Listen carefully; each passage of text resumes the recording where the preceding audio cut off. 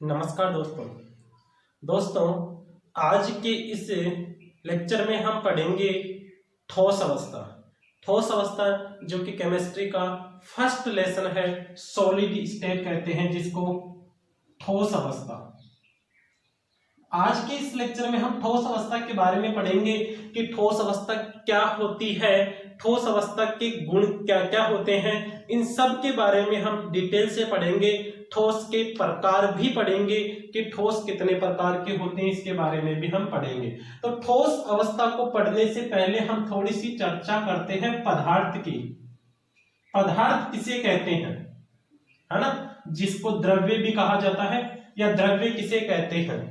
वे वस्तुएं जो स्थान घेरती है, जगह घेरती है और जिनका कुछ न कुछ द्रव्यमान होता है, उसे हम द्रव्य या पदार्थ कहते हैं। वे वस्तुएं जो स्थान घेरती है, जिनका कुछ न कुछ द्रव्यमान होता है, उन्हें हम पदार्थ या द्रव्य कहते हैं। पदार्थ की तीन अवस्थाएं होती है, ठोस अवस्था, द्रव अवस्था और गैसीय अवस्था। ये पदार्थ की तीन अवस्थाएं होती है। द्रव और गैसीय अवस्था को आपने 11वीं क्लास में डिटेल से पढ़ा था।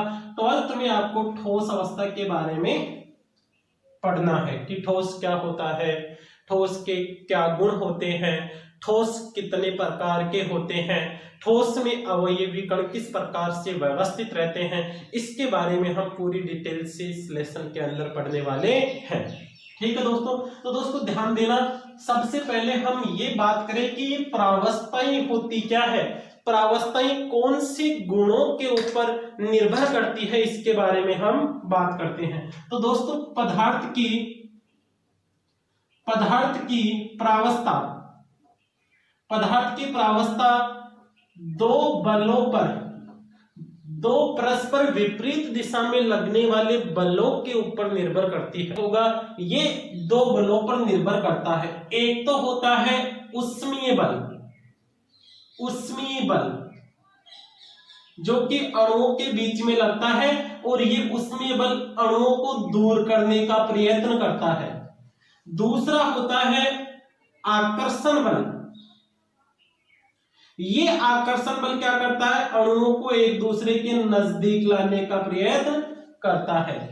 अब इनके अंदर जो बल जितना ज्यादा प्रभावी होगा, उसी के आधार पर पदार्थ की प्रावस्था निर्भर करेगी। अगर आकर्षण बल बहुत ज्यादा है तो अणु बहुत अधिक पास पास आ जाते हैं और ठोस अवस्था को धारण कर लेते हैं, जबकि प्रतिकर्षण बल अगर ऊष्मीय बल अगर अधिक होता है तो अणु दूर दूर रहते हैं और गैसीय अवस्था में चले जाते हैं। तो ऊष्मीय बल अधिक होने पर गैसीय अवस्था होगी और आकर्षण बल अधिक होने पर ठोस प्रावस्था होती है। हम जैसे बात करें पानी की, जल की, नीर की बात करते हैं, पानी की, अगर हम 0 डिग्री सेल्सियस से कम ताप रखते हैं तो पानी होता है वो ठोस अवस्था में, ठोस अवस्था में होता है। यानी अगर टेम्परेचर कम रहता है तो आकर्षण बल अणुओं के पास में बहुत अधिक रहेगा। उसमें ऊर्जा होती है, उसमें बल होता है, उसमें ऊर्जा भी कह सकते हैं, उसमें ऊर्जा होती है, उसका मान बहुत कम रहता है, इसलिए ये ठोस अवस्था में। लेकिन जैसे ही हम टेम्परेचर को बढ़ाते हैं, टेम्परेचर को जैसे 0 डिग्री से 100 डिग्री सेल्सियस के बीच में रखते हैं, तो जो पानी होता है वो द्रव अवस्था में होता है, क्योंकि उस जैसे ही हम टेम्परेचर को बढ़ाएंगे उसमें ऊर्जा मिलेगी, उसमें ऊर्जा मिलेगी तो अणु दूर दूर होंगे, अणु दूर दूर होंगे। ठोस अवस्था से जब अणु दूर दूर होंगे तो द्रव अवस्था में जाएंगे, और अगर हम 100 डिग्री सेल्सियस से और ज्यादा ताप दे देते हैं पानी को, है ना, तो उसमें ऊर्जा में और अधिक वृद्धि होगी और अणु होंगे वो और दूर दूर चले जाएंगे और गैसीय अवस्था को प्राप्त कर लेंगे। तो हम कह सकते हैं पदार्थ की प्रावस्था परस्पर दो विपरीत दिशा में लगने वाले बलों के ऊपर निर्भर करती है। एक तो अणुओं के बीच में लगने वाला आकर्षण बल होता है जो अवयवी कणों को पास पास में लाकर उन्हें बांध कर रखने का प्रयत्न करता है, और दूसरा होता है ऊष्मीय ऊर्जा जो कि अणुओं को दूर दूर करने का प्रयत्न करती है। अगर आकर्षण बल ज्यादा है तो ठोस प्रावस्था होगी और प्रतिकर्षण मतलब उसमें ऊर्जा ज्यादा है तो वो गैसीय अवस्था में चले जाते हैं। तो ये हमने बात की है ठोस की। अगर ठोस अवस्था के गुणों की बात करें कि ठोस अवस्था में कौन कौन से गुण होते हैं, तो पहली बात तो हम करें ठोस के अवयवी कणों में परबल आकर्षण बल पाया जाता है। जो ठोस है जिन कणों से मिलकर बना है उन कणों के बीच में परबल आकर्षण बल पाया जाता है। दूसरे गुण की बात करें तो ठोसीय अवस्था में पदार्थ का आयतन और आकार दोनों निश्चित होते हैं। ठोसीय प्रावस्था की दूसरे पॉइंट की बात करते हैं तो ठोस का आकार और आयतन दोनों निश्चित होते हैं। तीसरा अगर हम देखें तो ठोस असंपीड्य होता है, यानी ठोस के जो अवयवी कण होते हैं उनकी स्थितियां नियत होती है। ठोस के अवयवी कणों की स्थितियां नियत होने के कारण ठोस असंपीड्य होता है।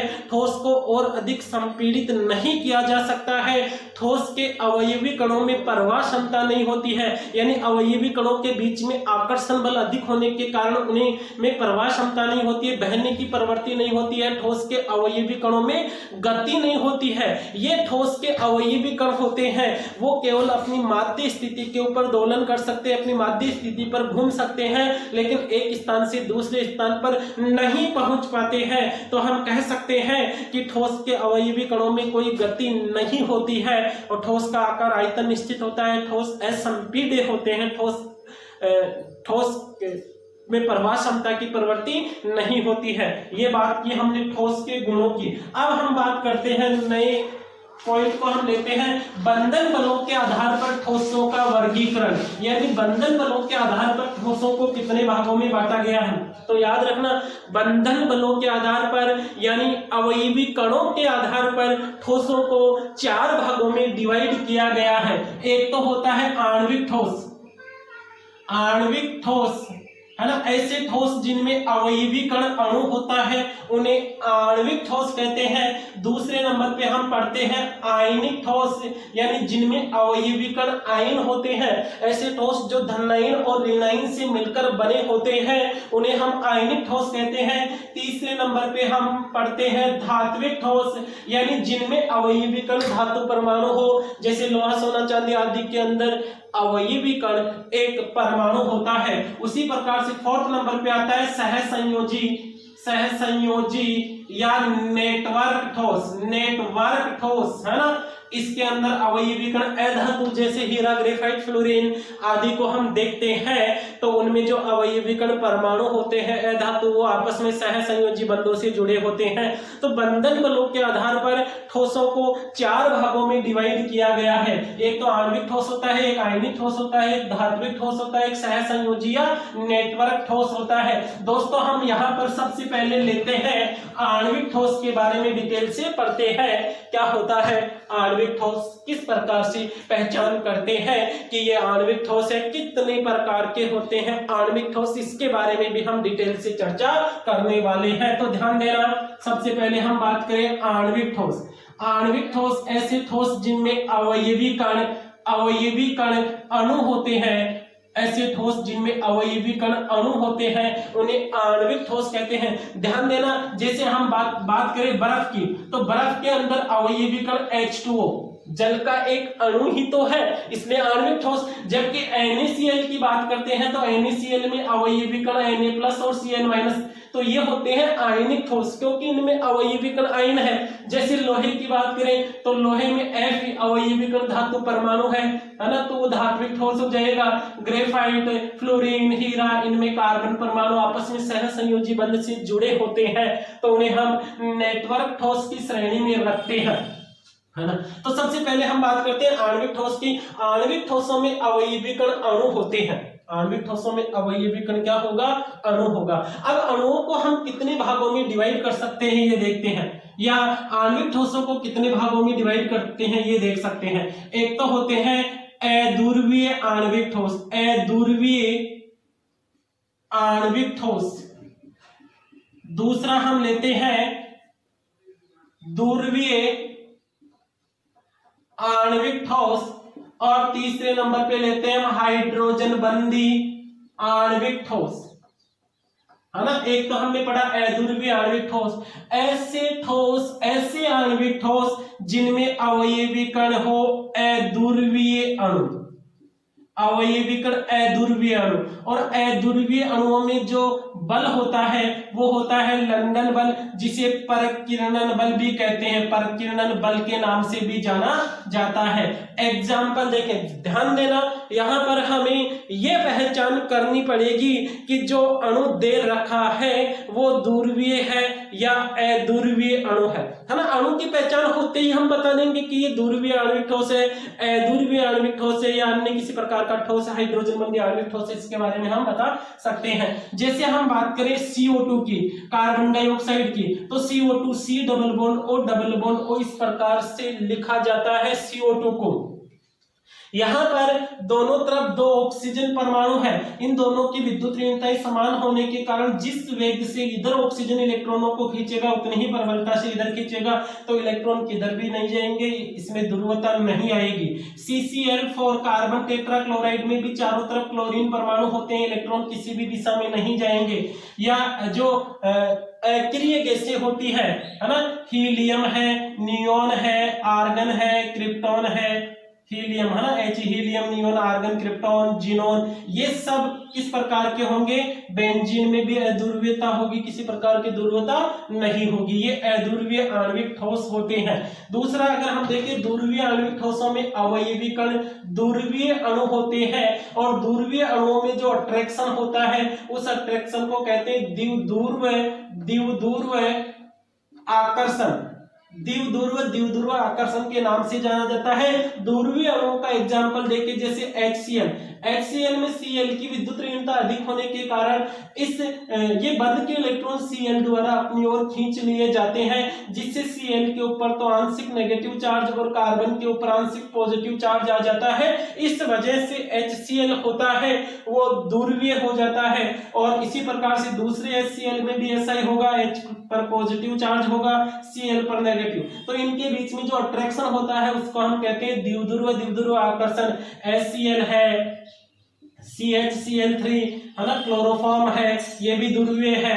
SO2 में याद रखना, डबल बॉन्ड से तो एक ऑक्सीजन, सिंगल बॉन्ड से एक ऑक्सीजन, और एक लोन पेयर होने के कारण इसकी संरचना रेखीय नहीं होती CO2 की तरह। CO2 में तो हमने रेखीय संरचना बना दी थी, लेकिन SO2 में रेखीय संरचना नहीं होती, तो ये भी अध्रुवीय आणविक ठोस होता है। तीसरे नंबर पे आता है हाइड्रोजन बंध बनाने वाले अणु, H बंध बनाने वाले अणु, इनमें जो बंध होता है वो हाइड्रोजन बंध होता है।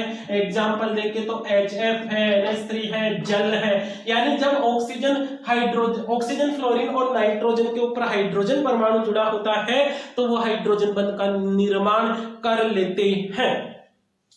अगर हम आणविक ठोसों के गुणों की बात करें तो आणविक ठोस होते हैं वो नॉर्मल टेम्परेचर के ऊपर, सामान्य ताप के ऊपर द्रव या गैसीय अवस्था में रहते हैं। ये विद्युत के कुचालक होते हैं आणविक ठोस, यानी इनके अंदर विद्युत का प्रवाह नहीं होता है। अगर हम इनके गलनांक और क्वथनांक की बात करते हैं तो इनका गलनांक और क्वथनांक होता है बहुत ही कम होता है। तो ये अभी हमने चर्चा की यहाँ पर आणविक ठोसों की। अब हम बात करते हैं आयनिक ठोस, ऐसे ठोस जिनमें अवयवी कण आयन होते हैं। अवयवी कण कौन होंगे, अवयवी कण आयन हो, आयन यानी धन आयन और ऋण आयन, पॉजिटिव आयन और नेगेटिव आयन से जो ठोस बनता है उसे हम आयनिक ठोस कहते हैं। और आयनिक ठोसों में जो बंध होता है उस बंध को हम आयनिक बंध के नाम से जानते हैं, आयनिक बंध, या जिसे हम स्तर वैद्युत आकर्षण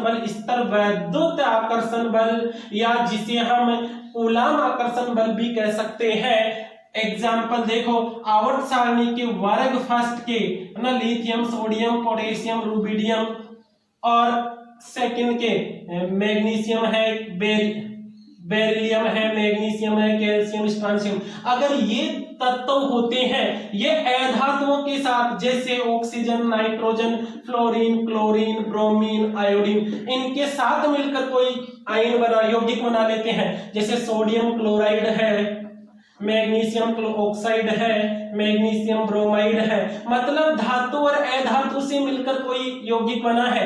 NaCl को आप देख सकते हो, NaCl में Na+ है और Cl- है, तो ये तो धातु और ये धातु अधातु से मिलकर कोई भी यौगिक बनता हो उसकी प्रकृति आयनिक होती है ना। तो आयनिक ठोसों के अंदर आप लिख सकते हो, जैसे NaCl है, मैग्नीशियम क्लोराइड है, मैग्नीशियम ऑक्साइड है, जिंक ऑक्साइड है ना, धातु है, धातु से मिलकर बने यौगिक सारे आयनिक ठोसों की श्रेणी में ही आते हैं। अब हम बात करते हैं आयनिक ठोसों के गुणों की। तो आयनिक ठोसों के अंदर कूलाम आकर्षण बल या स्तर वैद्युत आकर्षण बल पाया जाता है कि जो कि परबल होता है, यानी प्लस माइनस के बीच में परबल आकर्षण होने के कारण इनका गलनांक और क्वथनांक अधिक होता है। ये आयनिक ठोस होते हैं, भंगुर प्रकृति के होते हैं, यानी आयनिक ठोसों को जैसे ही हम चोट मारते हैं समान आयन एक दूसरे के पास आ जाते हैं। जैसे आयनिक ठोसों की बात करें, प्लस माइनस ऐसे ही माइनस प्लस माइनस, तो जैसे ही इनको चोट मारेंगे माइनस माइनस के समीप जाएगा, प्लस प्लस के समीप जाएगा, और जब समान आयन एक दूसरे के पास में आते हैं तो उनमें रिपल्सन होता है, प्रतिकर्षण होता है। इसी प्रतिकर्षण के कारण ये जो ठोस होता है वो टुकड़ों में टूट जाता है। तो हम कह सकते हैं कि आयनिक ठोस होते हैं वो भंगुर प्रकृति के होते हैं, चोट मारने पर टुकड़ों के अंदर टूट जाते हैं। अगर हम विद्युत चालकता की बात करें तो ठोस अवस्था में आयनिक ठोस होते हैं वो ठोस अवस्था में कुचालक होते हैं, यानी इनके अंदर विद्युत का प्रवाह नहीं होता है, क्योंकि गति के लिए आयन फ्री नहीं होते हैं, क्योंकि आयनों के बीच में परबल आकर्षण बल पाया जाता है। लेकिन द्रव या गलित अवस्था में क्या होते हैं, गति के लिए आयन फ्री हो जाते हैं, और गलित अवस्था में आयनिक ठोस होते हैं, विद्युत के चालक होते हैं। तीसरे प्रकार के ठोस की अगर हम बात करते हैं तो तीसरे नंबर पे आता है धात्विक ठोस। धात्विक ठोस है ना, वे ठोस जिनमें अवयवी कण हो, धातु परमाणु अगर अवयवी कण हो, जैसे सोडियम, मैग्नीशियम, एल्यूमिनियम है ना, आयरन, कोबाल्ट, निकल आदि, ये धातु परमाणु अवयवी कण हो तो उन्हें धात्विक ठोस कहेंगे। और धात्विक ठोसों के अंदर जो बंध होता है वह बंध होता है धात्विक बंध। आणविक ठोसों के अंदर बंध होता है कौन सा, धात्विक बंध।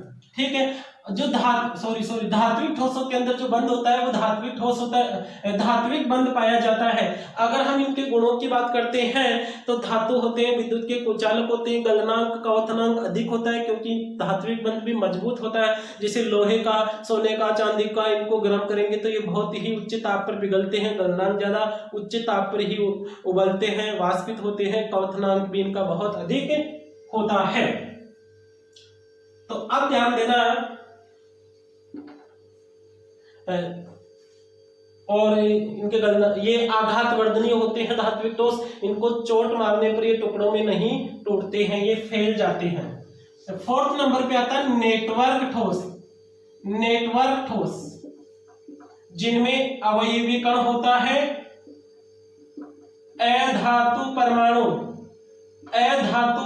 अवयवी कण होगा। उदाहरण के लिए हम लिखें हीरा, graphite, fluorine, silicon carbide, zinc, aluminium nitride, germanium, silicon के जो अर्धचालक है वो, ये सब किस प्रकार के होते हैं, नेटवर्क ठोस होते हैं। और इनमें जो बंध होता है वो सहसंयोजी बंध पाया जाता है। नेटवर्क ठोस या सहसंयोजी ठोस भी कहते हैं, इनमें सहसंयोजक बंध ही पाया जाता है। अगर हम इनके गुणों की बात करें तो इनका गलनांक निम्न से लेकर उच्च तक होता है। ये विद्युत के कुचालक होते हैं। इसका अपवाद है ग्रेफाइट, क्योंकि ग्रेफाइट के अंदर एक कार्बन परमाणु होता है, वो 3 कार्बन परमाणुओं से ही जुड़ा होता है, 1 इलेक्ट्रॉन इसके अंदर फ्री होता है। ग्रेफाइट में क्या होता है, जो एक कार्बन होता है वो कार्बन के पास 4 इलेक्ट्रॉन, तो ये 3 बॉन्ड के द्वारा जुड़ा रहता है, एक इलेक्ट्रॉन इनमें गति के लिए फ्री रहता है, और इस मुक्त इलेक्ट्रॉन के कारण ग्रेफाइट होता है, विद्युत का चालक होता है। ठीक है दोस्तों, तो दोस्तों हम ठोसों का वर्गीकरण कर सकते हैं बंधन बलों के आधार पर कि कौन सा ठोस तो आणविक ठोस होगा, कौन सा ठोस धात्विक ठोस होगा, कौन सा ठोस आयनिक ठोस होगा। हम इसके बारे में पूरी डिटेल से बता सकते हैं। दोस्तों वीडियो को अपने फ्रेंड्स के पास शेयर कीजिए और जो चैनल है उसको सब्सक्राइब कीजिए। धन्यवाद।